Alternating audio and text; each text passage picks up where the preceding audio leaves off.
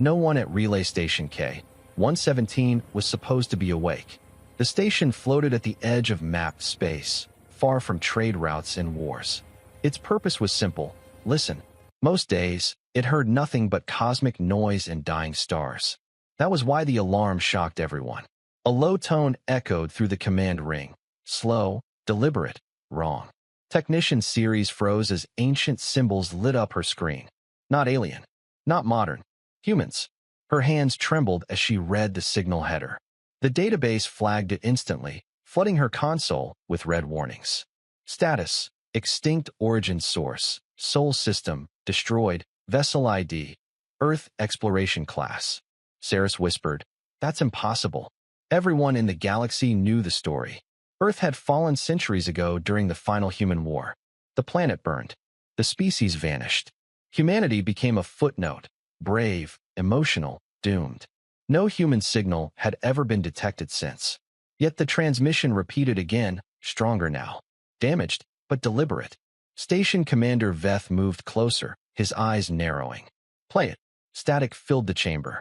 Then a voice emerged, distorted, slow, and unmistakably human. "This is Earth Vessel Aegis, signal integrity failing. If anyone hears this, we are still here." Silence followed. Heavy, crushing. Long-range sensors suddenly screamed to life. Something massive was coming out of deep space. The main screen adjusted, zooming through layers of interference. At first, there was nothing. Then the shape was resolved. An old ship. Not drifting. Not broken. Moving. Its hull was scarred black, split by glowing seams that pulsed like veins. Plates repaired themselves as the crew watched, metal crawling over wounds that should have killed it long ago. The design was unmistakable. Early human, pre-FTL, crude by modern standards. Yet the energy readings made no sense. Power levels climbed past known limits, then kept going. "Those readings are wrong," an officer said. "That reactor output, it would tear itself apart." "But it isn't," Saris whispered. The ship emerged fully from the dark region beyond known space, a place where gravity collapsed stars and sensors failed. No vessel had ever returned from there. Except this one. Commander Veth felt something cold settle in his core. "Send a priority alert to the Galactic Council. Full emergency classification." Before the message could finish sending, the human ship changed course. It was heading toward inhabited space. Weapons officers scanned it automatically and froze. The systems lighting up along the hull were not human. They were not aliens. They were something else entirely. Structures unfolded that bent light around them. Energy fields twisted space itself, leaving ripples where straight lines should be. No known species had technology like that. "No active weapon lock," the officer said slowly. "But it's armed. Heavily." The Aegis transmitted again. This time, the signal cut through all channels, civilian, military, encrypted. Every screen showed the same thing. A single line of text. Origin, Earth destination, home. A junior officer spoke the thought no one wanted to voice. "There is no home." As if in response, the human voice returned. Clearer now, steadier. "We know." Then the impossible happened. The ship vanished. Not jumped. Not cloaked. Gone. Sensors showed nothing. No trail, no energy spike, no distortion. 1 second it existed, the next it did not. A heartbeat later, a proximity alarm screamed. The Aegis reappeared behind the station, close enough that its shadow crossed the hull. Every weapon on the relay locked automatically. Every defense system is powered up. The human ship did nothing. No threats. No demands. Only one final transmission, sent directly to the station core. "We were lost," the voice said quietly. "We survived what should have ended us. And now the galaxy will remember why humanity was feared." The channel closed. The Aegis turned toward the stars and accelerated. Commander Veth stared at the fading signal, understanding too late that the galaxy had made a terrible mistake. Humanity was not gone. It was coming back. The Aegis did not slow down. After vanishing from Relay Station K-117, the human ship cut through space on a course no civilian vessel would ever choose, straight toward the inner trade corridors of the Orion Arm. It moved without jump flashes, without warnings, as if distance itself had stopped applying to it. Behind it, panic spread faster than the ship itself. Emergency signals rippled across communication networks. Old records were pulled from sealed archives. Forgotten data was dragged into the light. The same words appeared again and again in flashing alerts. Human origin confirmed, Earth vessel, active technology unknown. In the central world of the Galactic Council, the news reached the high chamber within minutes. The chamber was built to intimidate. Massive pillars rose into darkness. Representatives of dozens of species sat behind glowing barriers, their forms ranging from elegant to monstrous. Most of them had lived their entire lives in a galaxy without humans. To them, humanity was history, or so they believed. Council Speaker Rail struck the floor with his staff, sending a pulse of light across the room. The emergency session is now active, he announced. Report. A tactical projection appeared above the chamber, showing the Aegis as a burning outline cutting through star systems. Murmurs spread instantly. That design is primitive, one representative scoffed. That is an early exploration hull. Yes, another replied coldly, but the power readings are not. A historian drone floated forward, its voice flat and precise. Records confirm the vessel designation Aegis was declared lost 287 years ago. Human-made. Pre-collapse era. Several council members shifted uneasily. Humans are extinct, a warlord species delegate growled. Earth was glassed. Their fleets were destroyed. Their colonies were erased. That is what we believed, the drone said. But the data suggests otherwise. The projection zoomed in on the ship's energy signature. The numbers were so high they blurred into warning symbols. This level of output violates multiple physical limits, the drone continued. No known civilization can produce or contain it. Silence followed. Finally, Speaker Rail spoke again. Then explain how a dead species sends a ship back from a region where physics collapses. No one answered, because no one had an answer. Across the chamber, an elderly representative of a long-lived species leaned forward. His voice was quiet, but it carried weight. We underestimated them once before. Several eyes turned toward him. Humans were not the strongest, he said. Not the fastest, not the most advanced, but they adapted faster than anyone I have ever seen. When pushed, they changed the rules. A younger delegate laughed nervously. That was centuries ago. They are gone. The elder did not smile. So we thought. The projection shifted again. This time, it showed fragments of old war footage. Earth burning, human ships making last stands, evacuation convoys cut apart. The chamber watched in silence. Humanity fought a war they could not win. The elder continued. And they still refused to surrender. Speaker Rail straightened. Enough history. We need action. A fleet commander hologram appeared, armored and sharp-eyed. We recommend immediate interception. The ship is moving toward high population systems. Intent unknown. Can it be stopped? Someone asked. The commander hesitated, a dangerous pause. We do not know. That answer sent a ripple of fear through the chamber. Orders were issued quickly after that. 3 battle groups were assembled. Dozens of capital ships, supported by cruisers and strike craft. It was a force that could shatter worlds if needed. They were sent to intercept the human ship. Far ahead of them, the Aegis continued its silent journey. Inside the ship, the atmosphere was calm. The interior no longer matched its ancient exterior. Corridors curved subtly, adjusting themselves as the vessel moved. Walls glowed with soft light, responding to thought and presence. Systems whispered to each other in layers of intelligence built over generations. There were not many humans left aboard. They were older than they should have been, their faces marked by time and loss. Some walked with slow steps. Others remained seated in interface chambers, minds linked directly to the ship. Captain Mara Hale stood at the forward observation chamber, hands clasped behind her back. Her hair was gray, her posture rigid. The Council fleet is mobilizing, an officer reported. Multiple vectors. Mara nodded. As expected. Do we avoid them? Another asked. No, she said quietly. We let them see us. The crew exchanged glances. None argued. They had argued enough in the past. The ship adjusted its course slightly, not away from the fleet, but into a clearer region of space. Its energy signature intensified, no longer hiding what it was. Behind them, old memories lingered. They remembered the moment Earth fell. The sky is on fire. The desperate jump that threw them into the dark. The realization that they were alone. They remembered learning the hard truth. No rescue was coming. So they adapted. They studied the space that tried to kill them. They watched stars collapse and rewrote equations as necessity demanded. They captured fragments of alien wreckage that drifted too close and learned from them. Every loss sharpened them. Every mistake became knowledge. Now, as the alien fleets closed in, the humans felt something they had not felt in centuries. Anticipation. Sensors lit up as the first enemy ships entered range. Weapons charged across the void, locking onto the Aegis. On the bridge, warning tones sounded, but no one moved. "Captain," an officer said, "they are preparing to fire." Mara's gaze remained fixed on the stars ahead. "They will hesitate, and if they don't, then they will learn." She raised one hand. The ship responded. Space twisted, not violently, but precisely. A pulse spread outward, invisible and unstoppable. In an instant, every alien ship experienced the same failure. Weapons powered down. Targeting systems went blind. Engines stalled. Confusion erupted across enemy channels. What just happened? Systems are offline. Report. Report.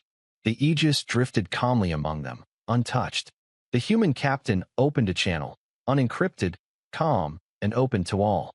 "This is Captain Mara Hale of the Earth vessel Aegis," she said. "We are not here to attack you."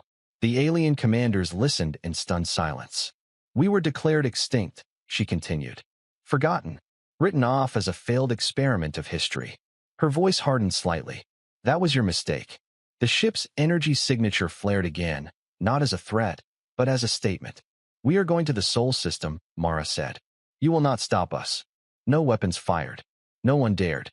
One by one, the alien ships drifted aside as the Aegis passed through their formation. As it moved on, a single thought echoed through every fleet commander's mind. If this is what remains of humanity, what did the galaxy lose when Earth burned? And what would happen now that humanity had returned? The Aegis did not look back. Behind it, the disabled alien fleets slowly recovered control, their systems rebooting one by one. None of them followed. No order was given to pursue. No captain dared be the first to challenge a ship that had shut them down without violence or effort. Across the galaxy, fear spread quietly. Don't panic. Something worse. Doubt.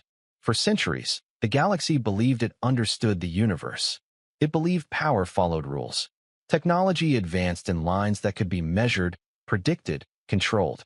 Even wars followed patterns. The Aegis broke all of that. On the Galactic Council world, the High Chamber was silent as new data poured in. Analysts replayed sensor recordings again and again, slowing them down, magnifying them, searching for tricks. They found none. There was no energy surge consistent with an EMP, one scientist reported. No gravity spike. No quantum disruption we recognize. Then what disabled the fleet? Speaker Rail demanded. The scientist hesitated. It appears the human ship rewrote local physical permissions. The chamber stirred. That is not a thing, a delegate snapped. It is now, the scientist replied softly.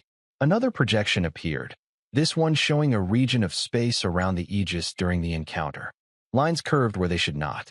Constants shifted by fractions too small to notice, yet large enough to matter. They did not overpower our technology, the scientist continued. They stepped around it. The implication landed heavily. Meanwhile, far beyond council space, the Aegis entered a silent system, one without trade stations or traffic. A deliberate choice. Captain Mara Hale stood once more in the observation chamber. Stars stretched unnaturally as the ship moved, not faster, but smarter. "Status?" she asked. "All systems are stable," an officer replied. "No pursuit." "Of course," Mara said. She turned to face the rest of the bridge crew, barely 20 humans in total. That was all that remained of Earth's last deep exploration ship. "Prepare the archive," she ordered. "They're ready to listen now." Deep within the Aegis, sealed chambers awakened. Systems older than most galactic civilizations powered on. Not weapons, not defenses, but memory. Across the galaxy, a new transmission spread. Not a demand, not a threat, a record.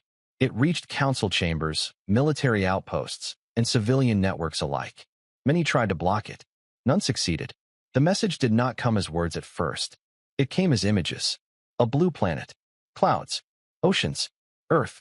Then fire. Cities burning. The atmosphere is tearing apart. human ships forming desperate lines against overwhelming force. Viewers across the galaxy watched in stunned silence as history unfolded, not the clean version written in archives, but the raw truth. They saw humanity lose. They saw evacuation attempts fail. They saw civilians volunteer to stay behind so others could escape. Then the image shifted. A small human ship, Aegis, being flung violently into a region of collapsing space as Earth vanished behind it. The recording paused. Then Captain Hale's voice came through, calm but heavy. "We were not the strongest," she said. "We were not the most advanced. But we refused to disappear quietly." Inside the Aegis, the humans remembered those first years in the dark. Time did not behave there. Days stretched into weeks. Weeks folded into moments. Their sensors barely worked. Space itself pressed against the hull like a living thing. They lost people early. Systems failed. Supplies dwindled. They should have died. Instead, they learned. They mapped the impossible region piece by piece, observing how reality bent instead of broke. They stopped trying to force old physics to work and started listening to what space itself allowed. They built tools that did not fight the universe, but cooperated with it. That was the first change. The second came when something else noticed them. The recording showed shadows moving through warped space. Shapes without clear form. Entities that existed between rules. The humans did not attack. They studied. They learned when the entities moved, how they reacted, what patterns calmed them, and what patterns angered them. Eventually, the entities left them alone. Survival is not strength, Hale's voice continued. It is understanding. The transmission shifted again, now showing the slow transformation of the Aegis. Human hands rebuilding corridors. Alien materials fused with human design. AI systems growing beyond original limits. Not dominating, but cooperating. They did not conquer technology. They partnered with it. Back on the council world, some delegates looked away. Others leaned closer. This was not a story of revenge. It was worse. It was a story of patience. The recording ended with the Aegis emerging from the dark region. Older, scarred, but whole. Captain Hale's face appeared on screen for the first time. "We did not come back to reclaim territory," she said. "We came back because something was wrong." The transmission cut. Almost immediately, alarms sounded across multiple sectors. A massive structure, long hidden near the ruins of the Sol system, began to activate. Ancient, vast, artificial. Council analysts scrambled as energy signatures lit up, structures buried in debris fields, disguised as wreckage, suddenly waking. "It's a containment array," one analyst said in horror. "Or a monitoring system." "For what?" Speaker Rail demanded. The answer came from an unexpected source. The Aegis opened a direct channel to the council. Captain Hale's voice carried no anger, only certainty. "For us," she said, "and for everything you were afraid we might become." The structure near Earth began to unfold, revealing weapons older than recorded history. Around it, dormant fleets, ancient and enormous, started to move. The species that destroyed Earth had never left. They had simply waited. The council chamber erupted into chaos. "We must respond. We cannot fight that. Where are the humans?" The projection shifted again. The Aegis was already changing course, heading straight toward the awakening enemy. Captain Hale turned to her crew. "This is it," she said quietly. No speeches, no cheers, just understanding. They had survived the dark not to rule the galaxy, but to stop what had been hiding in its shadow. As the human ship accelerated, its systems unfolding in ways no one watching could fully comprehend, one truth became clear to every species witnessing it. Humanity had not returned as conquerors.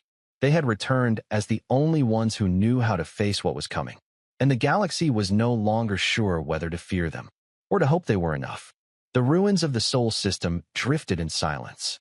What had once been Earth was now a broken halo of ash, rock, and frozen fire. The planet's core had collapsed long ago, leaving behind a graveyard that no ship was allowed to enter. Not by law, by fear. As the Aegis crossed the system's boundary, every long-range sensor in the galaxy locked onto it. No one tried to stop them. The human ship slowed for the first time since its return. From the bridge, Captain Mara Hale stared at the debris field ahead. Countless fragments of Earth reflected distant starlight, pieces of oceans, continents, cities, the remains of everything humanity once was. Several crew members lowered their heads. Others watched in silence, faces hard. "We're home," someone whispered. Mara did not respond. Because something was wrong. The Aegis's sensors were alive with data, far more than expected. Energy echoes bounced back in patterns that made no sense for natural debris. Gravity behaved too cleanly, too organized. "Skin deeper," Mara ordered. The ship obeyed. What emerged from the noise made the bridge go silent. Beneath the ruins, hidden perfectly among wreckage and dust, was structure. Not debris. Design. Massive rings of dark metal surrounded the system, phased slightly out of normal space. They were old beyond measurement, yet fully intact. Power flowed through them in slow, deliberate cycles, like a heartbeat. One of the officers swallowed. "That's not a weapon platform." "No," Mara said quietly. "It's a cage." Across the galaxy, the same image appeared on council displays. Panic spread instantly. "That structure has been here the entire time?" Speaker Rail demanded. "Yes," an analyst replied, voice shaking. "Hidden by spatial masking and debris dispersion. Perfectly camouflaged." "For centuries?" another delegate asked. The analyst nodded. "Since before Earth's destruction." The truth hit like a physical blow. Earth had not been destroyed in a war. It had been contained. Inside the Aegis, sealed archives unlocked automatically. Data long buried, classified even from parts of the crew, rose to the surface. The ship began broadcasting again. This time, it was not history. It was a confession. Captain Hale's voice echoed across every channel. "When we were thrown into the dark," she said, "we believed Earth was lost to battle, that we were the last." Images appeared, sensor readings from centuries ago, pulled from corrupted memory and restored over time. They showed Earth's final moments. Not a desperate last stand. A controlled collapse. Energy fields are tightening around the planet. Gravity manipulated. Atmosphere stripped with precision. This was not extermination, Hale continued. It was an observation. The chamber erupted. "They used us." "What? Why hide it?" The answer came from the images themselves. Data streams overlaid the ruins, genetic analysis, behavioral metrics, cultural projections.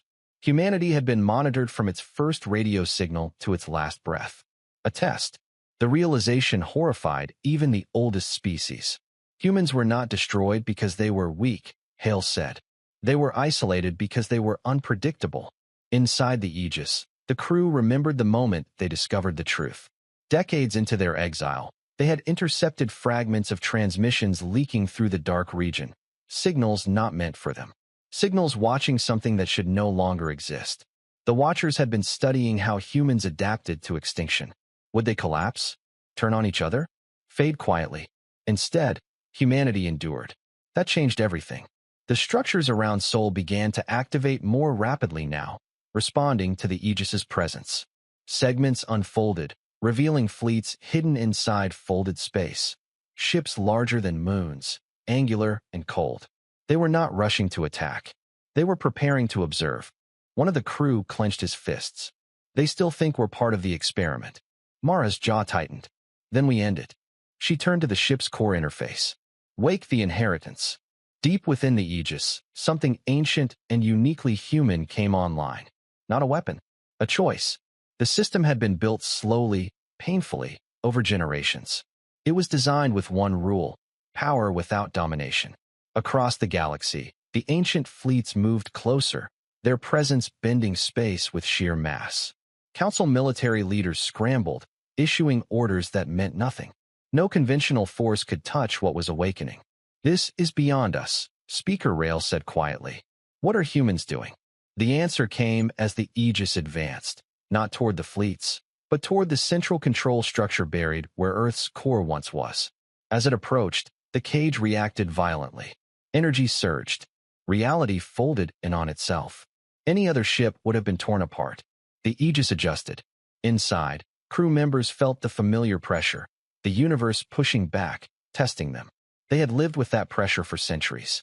Connection established, an officer reported.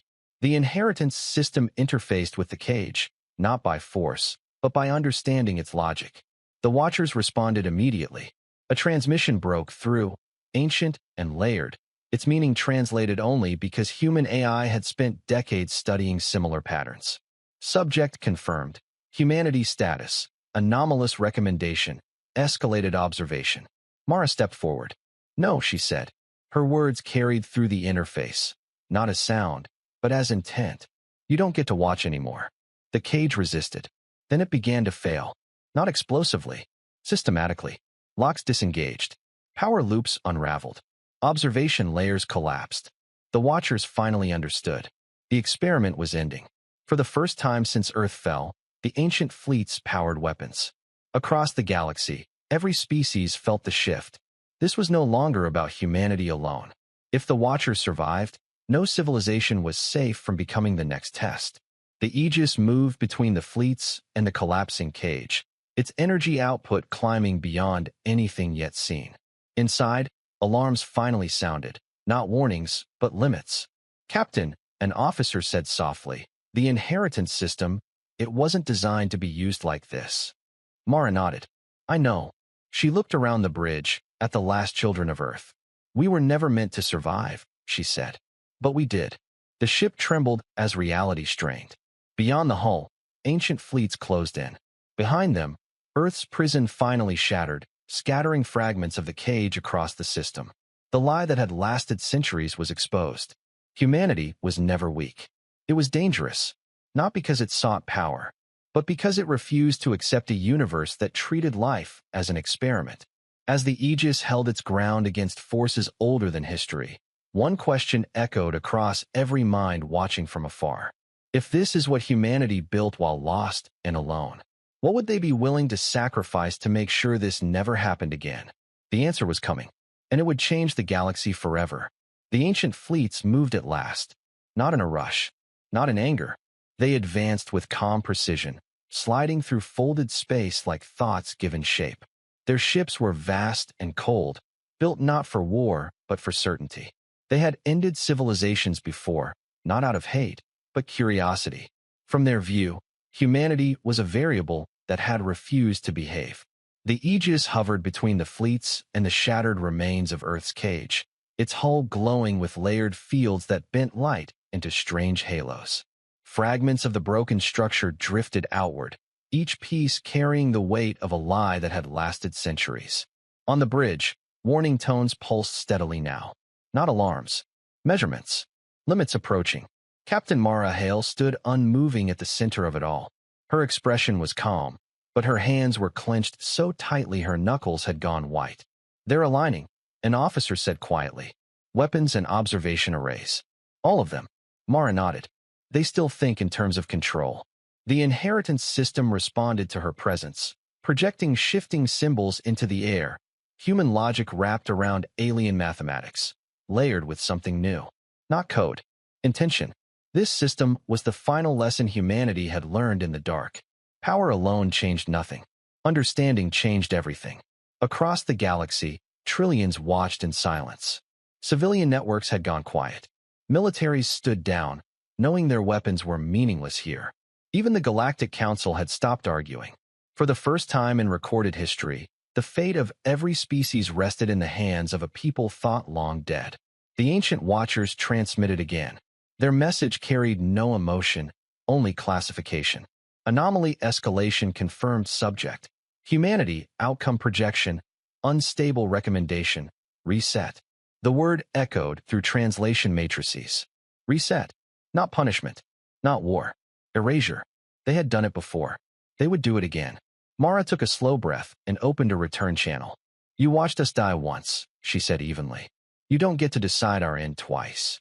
For the first time, the Watchers hesitated. Not because of fear, because something in her statement did not fit their models. Inside the Aegis, memory doors opened unbidden. The crew remembered the arguments from decades ago, when the inheritance system was still theory. Some had wanted revenge. Others had wanted isolation, seal humanity away forever, beyond reach. Mara had argued for something harder. Choice. We cannot become what they fear, she had said back then. If we do, they're right to destroy us. The system reflected that belief now. It was not a weapon designed to kill fleets. It was a framework designed to end cycles. Outside the hull, the ancient ships fired. There was no flash, no beam. Reality itself tightened. Space around the Aegis began to compress, laws narrowing like a fist closing. Any normal vessel would have collapsed instantly, crushed between rewritten constants. The human ship groaned, layers of adaptive systems activating in sequence. The pressure was familiar. This was the same force that had once trapped them in the dark. "We're holding," an officer reported. "Barely." Mara placed her hand against the interface. "Then it's time," she said. She gave the command no one wanted to give. "Begin broadcasting. Full spectrum. No filters." Across the galaxy, every species felt it, not as sound or image, but as understanding. The inheritance system unfolded. It did not attack the ancient fleets. It connected to them. Their observation arrays lit up as data flooded in. Human history, emotion, contradiction, creativity, failure. Not curated. Not controlled. Everything. They saw humans choosing to stand instead of flee. Choosing mercy instead of efficiency. Choosing sacrifice instead of survival. They saw wars ended not by force, but by refusal to keep fighting. They saw parents dying so children could live. Scientists burn their own work to prevent misuse. Soldiers disobeying orders to protect civilians. It was chaos. It was irrational. It was humanity. The Watchers recoiled, not physically, but conceptually. Their systems struggled to categorize what they were seeing. Data set inconsistent behavior, non-optimal survival model violated. "Yes," Mara whispered. "That's the point." The inheritance system pressed deeper, not invading, but asking, what is life worth if measured only as data? What is progress without choice? What happens when observers become accountable? For the first time since they had risen, the ancient Watchers faced something they had never encountered. A civilization that could not be reduced to equations. The pressure around the Aegis fluctuated. Some ancient ships powered down weapons unconsciously, their systems overwhelmed by conflicting directives. Others reacted the only way they knew how. They fired again. This time, the inheritance system responded, not with force, but consequence. A wave rippled outward, touching the ancient fleets. Where it passed, weapons went silent. Control hierarchies collapsed. Observation networks disconnected from central authority. The Watchers' greatest strength, their unified certainty, fractured. They had built themselves to watch, not to choose. And now, choice was forced upon them. On the bridge, the ship shuddered violently. Structural integrity dropped. "Captain," an engineer said, voice tight, "the system is feeding back. The inheritance is drawing more power than we can safely provide." Mara nodded slowly. She had expected this. The inheritance was never meant to run without limit. It required a price. "Time estimate?" she asked. "Minutes," the engineer replied. "Maybe less." The crew exchanged looks. No one panicked. They had lived with this possibility for generations. Mara addressed them all. "We can shut it down," she said. "Preserve the ship. Walk away." Silence. Then one by one, heads shook. A young officer spoke first. "If we leave now, they'll rebuild. They always do." Another added, "We didn't survive all this to hide again." Mara felt a familiar weight settle in her chest. Not fear, but resolve. She turned back to the interface. "Then we finish it." The ancient Watchers sent one final transmission, fragmented, unstable. Request: termination of broadcast observation parameters, failing control lost. Mara's reply was quiet. Good. She expanded the inheritance field one last time. Across the galaxy, ancient systems shut down, not destroyed, but rendered inert. Observation arrays went dark. Control structures collapsed into dormant silence. The Watchers did not die. They ended. Stripped of authority, stripped of certainty, reduced to what they had denied others for eons. Choice without control. The victory was not loud. It was absolute. But inside the Aegis, systems failed in cascading waves. Lights flickered. Gravity wavered. "We're losing containment," an officer warned. "The ship can't handle the load." Mara looked out at the stars, at the place where Earth had once been. "This was always the cost," she said softly. She opened a final channel, this one directed to the galaxy. "Humanity was never meant to last forever," she said. But neither was tyranny disguised as curiosity. The Aegis's core began to glow, not violently, but steadily. A controlled overload. A release. As ancient fleets drifted powerless and the galaxy held its breath, Captain Mara Hale gave the last order humanity would ever give as a unified people. Complete the inheritance. The ship blazed like a new star. And with that light, the age of silent watchers ended. What came next? No one yet understood. But one truth was already clear to every species watching the human ship burn itself into legend. Humanity had not saved the galaxy by conquering it. They had saved it by proving that some power should never exist, and that some sacrifices are worth everything. The light from the Aegis faded slowly, not in an explosion, not in destruction. It dimmed the way a sunset does, inevitable, quiet, and final. Across the Sol system, sensors struggled to understand what they were seeing. The massive energy release did not tear space apart. It did not collapse stars or shatter planets. Instead, it spread outward in a smooth, even wave, like a breath finally released after centuries held too long. Then, silence. The ancient fleets drifted, motionless. Their weapons were dark. Their command networks were gone. Their vast structures, once filled with certainty and control, were empty shells. They were still there, but they were no longer in charge. In the Galactic Council world, no one spoke. For the first time since the Council had been formed, there was nothing to debate. No enemy to plan against. No strategy to argue over. The galaxy had been changed in a single moment, and no one had been ready. Confirm status, Speaker Rail finally said, his voice hoarse. Analysts worked in stunned silence, hands moving automatically over glowing consoles. The ancient fleets are inert, one reported. No command signals. No central authority.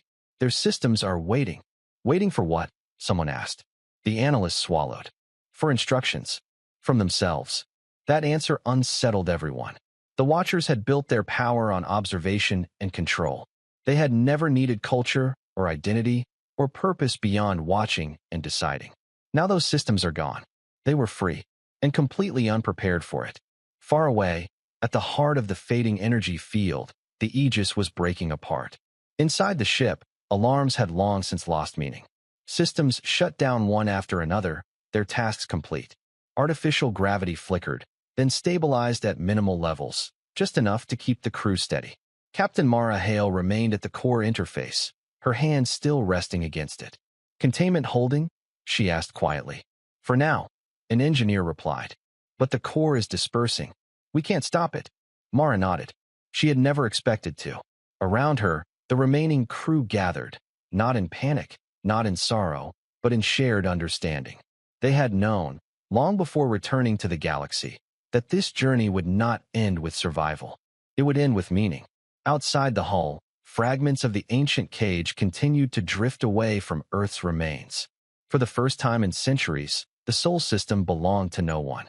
No watchers, no jailers, no experiments. Just stars, dust, and memory. The Aegis's AI, no longer just a machine, but a partner shaped by generations, spoke one last time, its voice gentle. Inheritance transfer complete, it said. All non-hostile civilizations now have access to the archive. Mara closed her eyes. That had been the final gift. The inheritance was no longer just a message sent to the ancients. It was a seed, released into the galaxy. Human knowledge, ethics, mistakes, and stories, encoded in a way that could not be weaponized. Not instructions on how to dominate, lessons on how not to. Across thousands of worlds, scientists and philosophers felt the shift as new data unlocked. Not raw power, but perspective. Ways of thinking that emphasized limits, responsibility, and the cost of unchecked certainty. Humanity, in its final act, had refused to leave behind a weapon. They left behind a question. Inside the Aegis, power continued to drop. One of the crew laughed softly. You know, he said, for people who were supposed to be extinct, we made a mess of history. Another smiled. Worth it. Mara looked at each of them. Engineers, pilots, scientists, farmers turned survivors. The last children of Earth. We did what we came to do, she said. No regrets. No one disagreed. As the ship's structure weakened, the AI activated its final protocol. Small capsules detached from the Aegis, slipping quietly into space. They carried no weapons, no people, only memory, records of Earth, languages, art, music, stories of oceans and rain and laughter. They scattered in countless directions, designed to drift for millennia, waiting to be found. Humanity would not be rebuilt. But it would not be forgotten. The core finally reached critical dispersion. There was no explosion. The Aegis simply came apart. Light unraveled into harmless streams. Matter dissolved into energy that spread gently through the Sol system, warming cold dust, lighting fragments of Earth's remains like embers. When it was over, there was nothing left of the ship. No wreckage. No monument. Only a quiet starfield where something extraordinary had ended. Across the galaxy, systems stabilized. Trade routes reopened cautiously. Fleets stood down. Worlds that had lived in fear of unseen watchers began to ask a question they had never needed to ask before. What now? The answer did not come from the Council. It came from the ancient fleets. Slowly, awkwardly, some of them powered minimal systems back online. Not weapons, not sensors, but communication arrays. Their transmissions were confused, fragmented, and uncertain. They were learning how to exist without authority. Some worlds feared them and prepared defenses. Others did something unexpected. They spoke. They sent messages, not of submission, but of conversation, of boundaries, of coexistence. For the first time, the ancients had to listen. The Galactic Council reconvened days later. This time, the chamber felt smaller. Speaker Rail addressed the assembly. "We owe our existence to a species we once dismissed," he said. "A species that chose sacrifice over survival." No one argued. "Humanity is gone," he continued. "But the galaxy they saved is not the same one that erased them." A vote was taken, unanimous. The Sol system would be declared protected space. Not a military zone. Not a research site. A memorial. No ships would enter without purpose. No weapons would ever be powered there. Earth's ruins would remain untouched. Not as a warning. As a reminder. Far from the Council world, on a quiet planet that had never known war, a young alien child listened as an elder played a newly discovered piece of music. Simple, human, and full of longing. "Who made that?" the child asked. The elder thought for a moment. "A people who refused to let the universe decide what mattered," they said. The child listened, eyes wide. "Are they coming back?" it asked. The elder looked up at the stars. "No," they said gently. "They already gave us everything they had." The galaxy moved forward, slower, more careful, forever changed by the echo of a species that had been underestimated, erased, and proven unstoppable not by strength, but by choice. And in the deep silence where the Aegis had once been, the universe held something new. Not power, not control, hope. The galaxy did not celebrate. There were no victory parades, no songs of triumph echoing across star systems. The silence left behind by the Aegis was too heavy for that, too final. Instead, the galaxy paused. For the first time in known history, no ancient watchers observed from the dark. No hidden systems measured behavior or calculated extinction thresholds. The stars felt open, and that terrified many. In the weeks that followed, confusion spread faster than relief. Worlds that had unknowingly lived under observation struggled to understand what freedom meant. Some governments collapsed overnight, having relied on the unspoken assumption that someone else always knew better. Others tightened control, afraid of what a universe without overseers might bring. The inheritance humanity had released did not give answers. It gave context. On research worlds, scholars argued endlessly over human philosophy. On military worlds, commanders studied human restraint with suspicion. On peaceful planets, artists wept at records of oceans they would never see.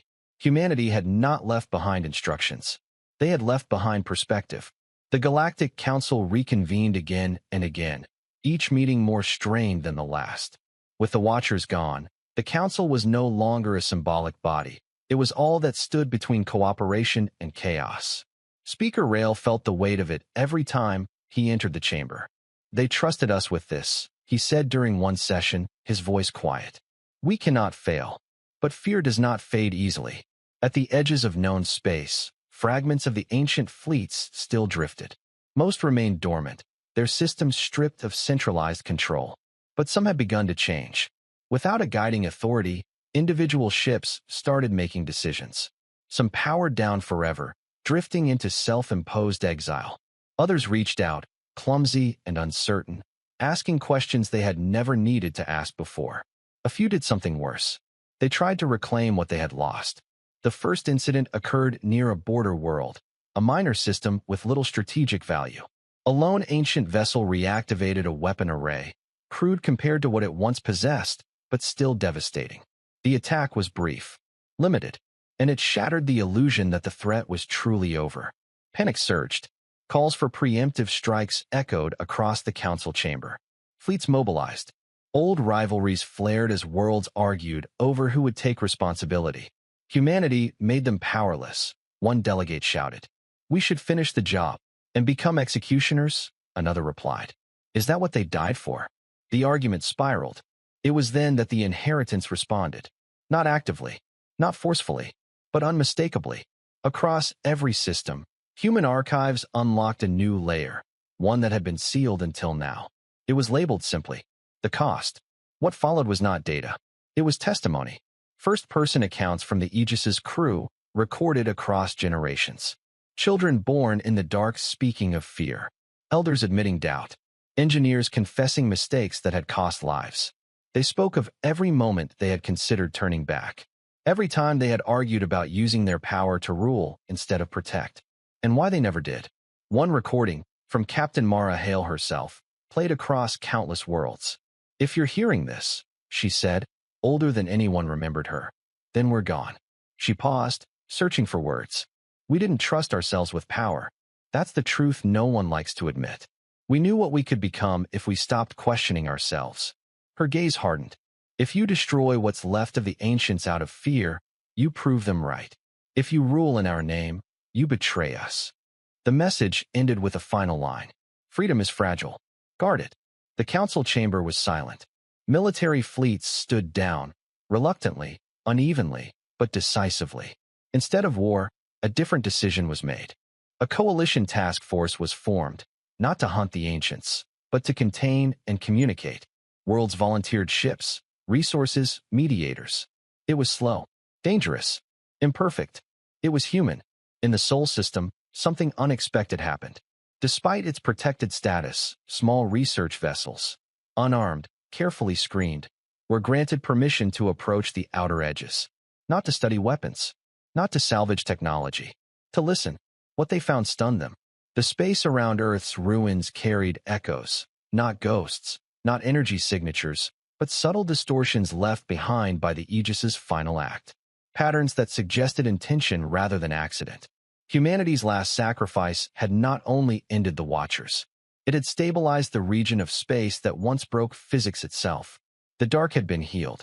Slowly, gently, as if the universe itself had accepted the trade. On distant worlds, children began to grow up learning about humanity not as warriors, but as caretakers who never got to see the peace they created. Stories changed. Heroes were no longer those who conquered, but those who chose restraint. And yet, not everyone agreed.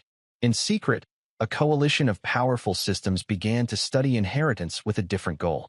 They did not want to understand humanity. They wanted to surpass them. If humans could rewrite rules, why not others? Whispers spread of experiments pushed too far, of systems testing limits without the humility humanity had learned through suffering.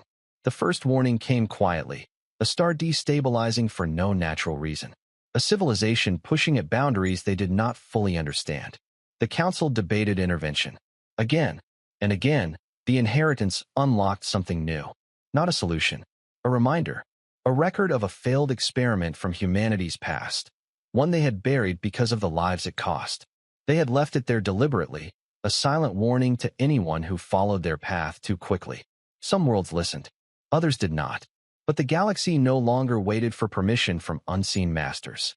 Responsibility had been forced upon it. In a quiet system far from Sol, an ancient vessel finally responded to a coalition envoy. Its voice was weak, uncertain. We were never meant to choose, it admitted. We watched because the decision frightened us. The envoy replied simply, so did it frighten them. The ancient ship went silent for a long time. Then it powered down its weapons, permanently. Small victories like that did not make headlines. But they mattered. Years passed. The legend of humanity did not fade. It changed. They were no longer spoken of as saviors alone, but as a warning about the cost of unchecked certainty and the strength found in doubt. And somewhere in the deep void, beyond mapped space, A human memory capsule drifted until it was intercepted by a young civilization just beginning to look at the stars. They opened it carefully. They listened. And when they asked who these humans were, why they gave so much without asking for anything in return, their elders answered honestly. They were a people who understood too late that survival means nothing if you lose the right to choose who you become. The galaxy was quieter now. Not safer, not perfect, but I'm awake. And that was humanity's final, most dangerous gift.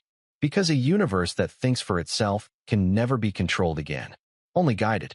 And the question left hanging in the stars, one that no council vote, no fleet, no ancient power could answer alone, was simple and terrifying. Would the galaxy be worthy of the freedom humanity died to give it? The galaxy did not return to normal. It could not. Normal had depended on unseen limits, on quiet assumptions that someone else was watching, judging, correcting. When humanity ended the Watchers, they did not replace them. They left a void where certainty used to live. And into that void poured choice. Years after the fall of the Ancients, the Galactic Council still met, but its power was thinner now, more fragile. Decisions took longer. Arguments were louder. Responsibility no longer vanished into the dark. Some worlds thrived under this freedom. Others struggled. For the first time, failure had no one else to blame. Speaker Rail was older now. His once strong posture had softened, his voice worn by years of impossible decisions. He often found himself staring at the Sol system on the Chamber's star map, even during unrelated sessions. Earth's ruins glowed faintly, surrounded by the protected boundary no one dared cross without cause. A grave, a gift, a warning. Report, Rail said quietly during one final session. An analyst stepped forward. Another ancient vessel has voluntarily deactivated its remaining systems. That makes 87% of known remnants fully inert. A ripple moved through the chamber, not celebration, but relief. And the others? Rail asked. Some still wander, the analyst replied. A few resist communication, but none have reactivated large-scale weapons. That was the best outcome anyone had hoped for. Humanity had not erased the ancients. They had forced them to grow up. Across the galaxy, the inheritance continued to shape cultures in subtle ways. It did not dominate education or governance. Many worlds rejected it entirely at first, suspicious of a gift that had cost an entire species its life. But even those worlds felt its influence. Human stories spread not because they were enforced, but because they resonated. A miner on a border moon refused to abandon trapped workers, citing a human account of sacrifice in impossible conditions. A military commander chose retreat over annihilation, haunted by a human captain's final broadcast. A council of scholars rewrote their ethical codes after studying how humanity had limited its own power. None of these acts were dramatic. Together, they changed everything. Yet freedom always carried risk. On a distant world, a rising empire began to expand aggressively, convinced it could succeed where humanity had chosen restraint. They dismissed the inheritance as weakness dressed in sentiment. Their scientists pushed technology without limits. Their leaders spoke openly of control. The council debated intervention. Once, they would have waited, watched, calculated. Now, they had to decide. They chose diplomacy first, then sanctions, then containment. It was messy, imperfect. Lives were lost, but extinction was avoided. The lesson spread slowly. The inheritance did not guarantee peace. It demanded effort. In the Sol system, something unexpected occurred. A coalition of worlds petitioned to send a permanent, unarmed presence near Earth's ruins. Not to study, not to exploit, but to remember. They called it the Vigil. Small stations were built at the edge of the protected zone, their designs deliberately simple. No weapons, no experiments, just observers, volunteers from dozens of species, who lived their lives in quiet orbit around humanity's grave. They listened to the faint echoes left behind. They maintained the boundary. They told the story to anyone who came near. Not a myth, not propaganda. The truth. Humanity was not perfect. Humanity was not unified. Humanity was not always kind. But when faced with absolute power, they chose to end it, even at the cost of themselves. That choice mattered. Generations passed. Children grew up in a galaxy that had never known Watchers. To them, humanity was history, distant, strange, inspiring. Some doubted the stories. Others questioned whether such sacrifice had been necessary. That doubt, too, was part of the inheritance. In a quiet world far from Seoul, a teacher ended a lesson with a simple question. If humanity were still alive, she asked her students, what do you think they would want from us? The room was silent. Finally, a small voice answered, uncertain but sincere. To try. The teacher smiled. That night, far beyond the reach of council space, one of the last human memory capsules completed its long journey and was discovered by a young, spacefaring civilization just beginning to map the stars. They opened it carefully. They expected weapons. They found stories. Laughter recorded in cramped corridors. Arguments over impossible decisions. A song sung by voices that trembled but did not break. And one final message, recorded long before Aegis's last journey, spoken by a human whose name was never preserved. If someone finds this, the voice said, then we're probably gone. A pause. That's okay. Another pause, softer now. We don't need to be remembered as heroes. Just don't let anyone tell you that survival is all that matters. The recording ended. The young civilization listened in silence. And when they finally looked back up at the stars, the universe felt larger and heavier than it had before. Back at the vigil, Speaker Rail stood alone, watching the light of a distant star reflect off Earth's remains. His term was ending. Soon, someone else would take his place. He wondered if they would be wiser. He wondered if humanity would have approved. There's no one left to ask, he murmured. The stars did not answer. But perhaps that was the point. Humanity had not returned to rule the galaxy. They had returned to make sure no one ever could. Not through fear. Not through domination. Through the simple, terrible act of proving that even the strongest power must be questioned. The galaxy moved forward, uncertain, divided, alive. And somewhere, in the quiet between stars, the echo of a lost ship lingered, not as a force, not as a threat, but as a standard. A reminder of what happens when a forgotten species refuses to accept the limits imposed on it, and chooses, at the very end, to protect a future it will never see. Humanity was gone, but the measure they left behind would shape the galaxy forever. And every time a civilization stood at the edge of absolute power and chose restraint instead, they would be answering humanity's final question, without ever knowing it.